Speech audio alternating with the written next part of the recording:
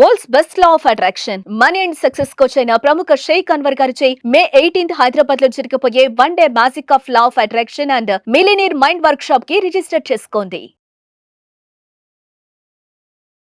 Welcome to Suman TV. నేను మీ Suman TV Nag. Akshaya Tritiya ఏ రోజు, ఏ తిథిన, ఏ నక్షత్రంలో వచ్చింది? వేదిక్ ఆస్ట్రాలజీ మిథున రాశి వారికి ఎలాంటి పరిహారాలు చెప్తుంది అనేది ఈరోజు మనతో పాటు వేదిక్ ఆస్ట్రాలజర్ ఉమా గారు ఉన్నారు. అది వారి మాట్లాడి తెలుసుకుందాం. నమస్కారం ఉమా గారు. నమస్తే నాగరాజ్. ఈసారి అక్షయ తృతీయ అనేది April 30th. అంటే ఏ రోజున, జనరల్గా ఏ తిథిన, ఏ నక్షత్రాన్ని వచ్చిందంటే అసలు? తప్పకుండా అండి. అక్షయ తృతీయ ఈ రాబోయేటువంటి April 30వ తారీఖు బుధవారము రోహిణి నక్షత్రము కలిసింది.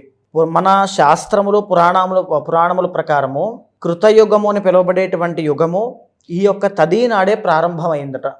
అందుకనే ఆ రోజున మనం ఏమి చేసినా, ఏ పాజిటివ్ థింగ్స్ అండి, ఏ దానము కానీ, జపము కానీ, తర్పణము కానీ, హోమము కానీ, పరిహారము కానీ, ధ్యానము కానీ, ఎనీథింగ్ మనం ఏం చేసినా అక్షయం అవుతుంది. అంటే కోటి రెట్లు ఫలితాలను ప్రసాదిస్తుంది.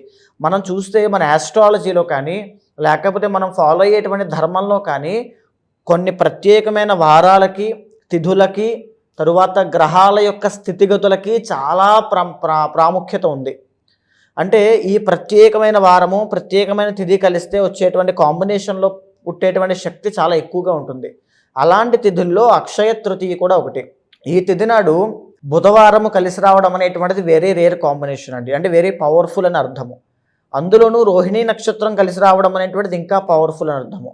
ఇలాంటి అక్షయ తృతీయ సందర్భంలో చాలామంది ఏమిటి అంటే, అక్షయ తృతీయ నాడు బంగారం కొంటే అక్షయం అవుతుంది అనే అపోహతో బంగారం కొంటూ ఉంటారు. కానీ అది నిజం కాదండి. బంగారము దానము చేసిన, గోదానము చేసిన, భూదానము చేసిన, అన్నదానము చేసిన, పాదరక్షలు చెప్పులు దానంగా ఇచ్చిన, జలదానము వాటర్ దానంగా ఇచ్చిన, గొడుగు ఎండతో బాగా ఇబ్బంది పడే వాళ్ళకి, షెల్టర్ లేని వాళ్ళకి షెల్టర్ కల్పించిన, అంటే పేదవాళ్ళకి భోజనం రూపంలో, అంటే బ్రహ్మ విష్ణు మహేశ్వర స్వరూపంలో ఏది కావాలంటే అది చేసి పెట్టిన, అంటే చనిపోయిన వాళ్ళకి అంత్యక్రియలకి వాళ్ళకి స్తోమత లేకపోతే వాళ్ళకి సహాయం చేసిన విపరీతమైనటువంటి శక్తి ఉత్పన్నమవుతుంది. ఆ మనిషిని జన్మలో అది కాపాడుతూ ఉంటుంది. అలాంటి పనులు అక్షయ తృతీయ నాడు చేయాలి. పడుకోవడానికి వసతి లేని వాళ్ళకి పడుకోవడానికి ఒక చాప తలగడో కానీ, ఇలాంటివన్నీ కూడా. అండ్ మనం ఇంకా స్పిరిచువల్ సైడ్కి వచ్చేసరికి ఆ రోజున ఏమి చేసినా భగవత్ తర్పణములు కానీ, భగవద్ నమస్కారములు కానీ, భగవద్ దర్శనములు కానీ ఏమి చేసినా అక్షయం అవుతాయి. అందుకనే దీనికి అక్షయ తృతీయ అని పేరు వచ్చింది.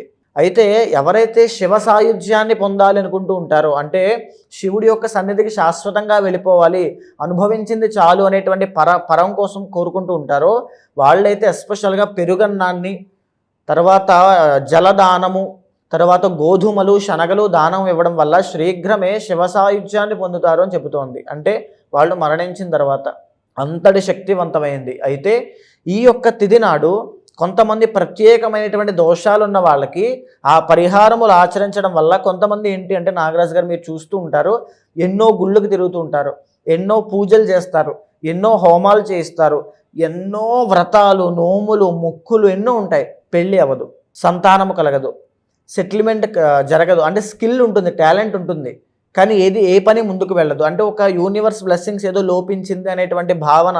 చాలామంది సూసైడల్ టెండెన్సీస్ వరకు వెళ్తూ ఉంటారు కూడా.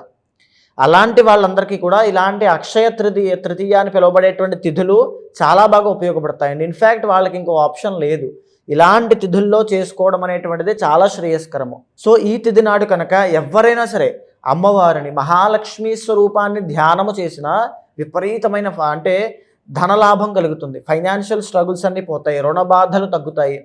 లక్ష్మీ గణపతిని ఆరాధన చేసిన, లక్ష్మీ కుబేర హోమము చేసిన, లేదా అమ్మవారికి మామిడి పళ్ళ రసంతో అభిషేకం చేసిన, తామర పువ్వులు, కలువ పువ్వులతో అమ్మవారి కమలాత్మిక స్వరూపానికి అభిషేకం చేసి తర్వాత హోమము చేసిన, యాగములు చేసిన అద్భుతమైన ఫలితాలు ఉంటాయండి. చాలా ఎక్సలెంట్ రిజల్ట్స్ అనేవి వీళ్ళు చూస్తారు. అయితే చాలామంది మనం చూస్తుంటాం, చిన్న చిరు వ్యాపారస్తుల దగ్గర నుంచి పెద్ద బిజినెస్లు చేసే వాళ్ళలాగా ప్రతి ఒక్కరికి ఫైనాన్షియల్ ఇష్యూస్ ఉంటాయి. మీరు బాగా గమనిస్తే సక్సెస్ఫుల్ బిజినెస్ మ్యాన్స్ తెలిసిన వాళ్ళు ఈ అక్షయ తృతీయని వదులుకోరండి. లక్ష్మీ కుబేర పూజ అనేటువంటిది ఇంట్లో చేయిస్తారు, వ్యాపార స్థలంలో చేయిస్తారు. ఎవరైతే రుణ బాధలు, ఎస్పెషల్లీ అప్పుల్లో కూరుకుపోయి అసలు నాకు వేరే మార్గము కనబడట్లేదు, అన్నీ కూడా నాకు టైట్ అయిపోయండి, నాకు ఇంకా దారి లేదు అనేటువంటి పరిస్థితులు ఉన్న వాళ్ళకి కూడా అక్షయ తృతీయ నాడు కనుక లక్ష్మీ కుబేర హోమము కానీ, కమలాత్మిక హోమము కానీ, లేకపోతే లక్ష్మీదేవికి సంబంధించినటువంటి యాగము కానీ, చండీ యాగము కానీ ఏమి చేసినా విశేషమైన ఫలితం లభిస్తుంది. శ్రీరుద్ర యాగము, మహాలింగార్చన అంటే వెంటనే ఇమీడియట్ రిజల్ట్స్ అనేవి వాళ్ళకి కనబడతాయి. తరువాత మనం చూస్తే నాగరాజు గారు బంగారం తాకట్టు పెట్టామండి, ఇల్లు అమ్మేసేటువంటి తనఖా దాంట్లో ఆ పరిస్థితుల్లో ఉంది, వేలం వేసేస్తున్నారు, మా బట్టల వ్యాపారం మా బొటీక్స్ అన్ని క్లోజ్ అయిపోతున్నాయి, మేము డబ్బులు ఎక్కడో ఇన్వెస్ట్ చేసామో అవి రావట్లేదు, అవి ఒక ల్యాండ్ లిటిగేషన్స్లో కానీ సంథింగ్ ఎక్కడో ఇరుక్కుపోయాయి, డబ్బులన్నీ రావట్లా, కోట్ల రూపాయలు, చాలామంది కొన్ని వందల వేల మంది ఉన్నారండి ప్రాబ్లంతో. ఆ ప్రాబ్లంతో ఉన్నవాళ్ళు కూడా అక్షయ తృతీయ నాడు మానకుండా మీ పర్సనల్ చార్ట్ చూసుకున్న తర్వాత ఏవైతే ఉంటాయో ఆ పరిహారములన్నీ అక్షయ తృతీయ నాడు చేయించండి అమ్మా. విశేషమైన సిద్ధి కలుగుతుంది, ఇమీడియట్ రిజల్ట్స్ అనేవి ఖచ్చితంగా చూస్తారు మీరు. మిథున రాశి వారికి కనుక మనం చూసుకుంటే అంటే ఏ విధంగా ఉంటుంది గోచార రీత్యా, పరిహారం ఏంటి అసలు దానికి? తప్పకుండా అండి. ఈ మిథున రాశి వాళ్ళకి ఏమిటి అంటే మొన్న జరిగినటువంటి షష్టగ్రహ కూటమి ఎఫెక్ట్ తర్వాత ఖచ్చితంగా మిథున రాశి వాళ్ళకి జాబ్స్ విషయంలో, కెరీర్ విషయంలో, వ్యాపారాల విషయంలో చాలా దెబ్బతిన్నారు, చాలా ఇబ్బంది పడ్డారు అని చెప్పొచ్చు. బిఫోర్ అండ్ ఆఫ్టర్ లా వాళ్ళ పరిస్థితులు అనేవి ఇబ్బంది ఉన్నాయి ఖచ్చితంగా. అండ్ ఏంటి అంటే మార్చి 30వ తారీఖు తర్వాత నుంచి వీళ్ళకి కంటక శని అనేటువంటిది స్టార్ట్ అయింది. అంటే 10వ స్థానంలోకి శని భగవానుడు ఎంటర్ అవ్వడము, దీన్నే కంటక శని అని పిలుస్తారు. ఈ కంటక శని ప్రస్తుతము వృషభ రాశి నుంచి ట్రాన్స్ఫర్ అయ్యి అంటే మిథున రాశి వాళ్ళకి ఎంటర్ అయింది అని చెప్పొచ్చు. దీని మూలాన వృత్తి వ్యాపారాల్లో స్తంభన, గ్రోత్ లేకపోవడము, ప్రోగ్రెషన్ ఆగిపోవడము, ఎంత ప్రయత్నం చేసినా రిజల్ట్స్ లేకపోవడం లాంటివి వీళ్ళకి కనబడుతూ ఉన్నాయి. అయితే అవే కాకుండా the original 7th and 10th lord అయినటువంటి గురుడు కాబట్టి మ్యారిటల్ లైఫ్ ఇష్యూస్లో వీళ్ళకి చాలా ఇబ్బందులు వస్తాయి అని చెప్పొచ్చు అండి. ద్వికళత్ర యోగ దోషములు, 2 మ్యారేజెస్ చేసుకోవడము, వేరే రిలేషన్ వల్ల ఇబ్బందులు పడడము, ఇవన్నీ కూడా. అండ్ ఫైనాన్షియల్ గ్రోత్ కూడా చాలా ఇబ్బంది పడతారు, అప్పులు పాలవడం లాంటివి ఉంటాయి. అండ్ ఇలాంటివి పరిస్థితుల్లో వీళ్ళకి చూస్తే గురుడు మే 15వ తారీఖు తర్వాత లగ్నంలోకి వస్తున్నాడు 12వ స్థానంలో నుంచి. అంటే గురుబలం అనేటువంటిది అంతగా ఏమీ పెరగట్లేదు. పైగా శని దోషాన్ని పట్టి ఉన్నారు కంటక శని. తర్వాత చూస్తే కనుక 9వ స్థానంలోకి రాహుగ్రహ సంచారం రాబోతోంది మే 18వ తారీఖు తర్వాత. అంటే ఫైనాన్షియల్ ఇష్యూస్లో ఇరుక్కుంటారు అని చెప్పచ్చు. ఎందుకు? భాగ్యస్థానంలో రాహుగ్రహ సంచారం కాబట్టి. సో ఇలాంటి ఫైనాన్షియల్ ఇన్స్టేబిలిటీ అయినా, బంగారము తాకట్టు పెట్టేటువంటి పరిస్థితుల్లోకి వచ్చిన, వ్యాపారము నష్టపోయేటువంటి పరిస్థితుల్లో ఉండేటువంటిది ఉన్నా, ఏమున్నా సరే అక్షయ తృతీయ నాడు మీరు పరిహారములు ఆచరించండి. ఈ రోజున చేయడం వల్ల ఏ పరిహారమైనా అక్షయం అవుతుంది, ఇమీడియట్గా మీకు రిజల్ట్స్ కనబడతాయి. కానీ ఒకటి గుర్తుపెట్టుకోండి, గోచారములో ఇప్పుడు ఉండేటువంటి పరిస్థితులే కాకుండా మీ పర్సనల్ చార్ట్లో ఏవైతే దోషాలు ఉంటాయో, ఉదాహరణకి కాలసర్ప దోషము, వంశపారంపర్యంగా వచ్చేటువంటి దోషము, పితృశాపము అంటే పితృదేవతల యొక్క అసంతృప్తిగతి చిహ్నము, అంటే అక్షయ తృతీయ నాడు పితృతర్పణములు చేసిన ఏ పరిహారము కాలసర్పదోషానికి, చాలామంది స్త్రీలకి, ఆడవాళ్ళకి కుజదోషం వల్ల వివాహం కాదు, అలాంటి వాళ్ళకి చాలామందికి ఈ యొక్క పద్మ అని పిలువబడేటువంటి కాలసర్పదోషం వల్ల సంతానము కలగదు. అలాంటి వాళ్ళకి అంటే ఏ ప్రాబ్లం ఉన్నా దానికి అది కాలసర్పదోషం అంటారు, దాన్ని పద్మ అని పిలువబడేటువంటి కాలసర్పదోషము. అలాంటి దోషాలకి కూడా ఈ అక్షయ తృతీయ నాడు కనుక పరిహారములు ఆచరిస్తే వెరీ షూర్ అండి మీకు చాలా ఇమీడియట్గా రిజల్ట్స్ కనబడతాయి, సంతానం కలుగుతుంది, అండ్ వివాహం అవుతుంది, సెటిల్మెంట్ అనేది చాలా బాగుంటుంది. ఇంట్లో కూడా మహా దరిద్రం అనుభవిస్తున్న వాళ్ళు కూడా, అంటే తీవ్రమైన అప్పులు, మనశ్శాంతి లేదు, గొడవలు, తగాదాలు, చిరాకు, ఏమిటో తెలియనటువంటి పరిస్థితి, స్థల దోషమా, మాకు ఏవైనా దోషాలు ఉన్నాయా, మా పరిస్థితి ఏంటో తెలియని దాంట్లో ఉంటారు. అలాంటి వాళ్ళకి కూడా లక్ష్మీ హృదయము అని ఒకటి చెప్పబడిందండి.